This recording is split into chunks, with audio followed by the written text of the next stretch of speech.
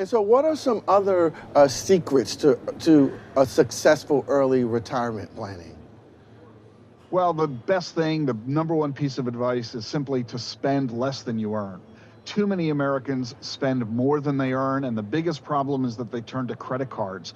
Since they don't have the cash available, what they do is they put that expense on a credit card, whether it's dinner out this week or buying a refrigerator. And what you're doing when you use a credit card is that you're obligating future income, which means the money you haven't yet earned is already spoken for. By the time you get that income, next month's paycheck or the paycheck 3 months from now, you've already spent it by virtue of a credit card purchase today. And that means when the expense shows up in 3 months for something new, you don't have the money because you've already spent the money on the prior purchase. And this creates the credit card spiral, and that's a death trap. So the solution is to spend less than you earn. Don't spend money that you don't already have. That's the number one thing.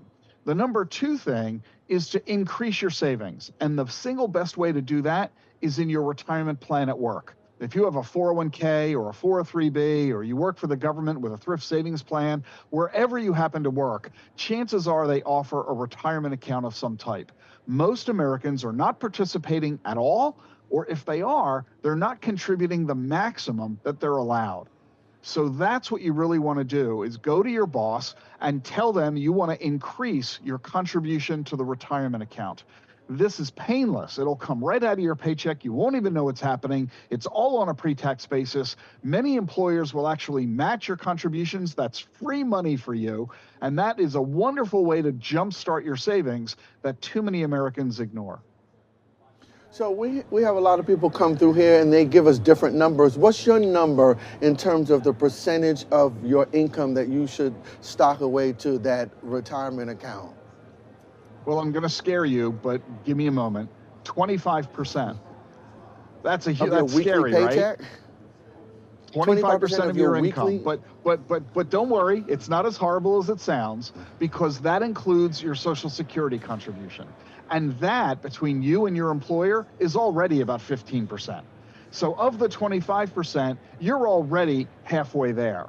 Then if you join your retirement plan at work and you put in 5% of your pay, many bosses will match that with maybe 50 cents on the dollar or 100 cents on the dollar, which means that's another 7.5 or 10%. Just between Social Security and your 401k, you're near that 25% goal. So my point is real simple. You need to be saving more than you are. However much you're saving, save more. I have never encountered a client, ever, in my 35 years of doing this. No client has ever yelled at me because they saved too much. So the big lament is that people aren't saving enough. You need to save more. However much you're saving, increase it. You'll be glad you did.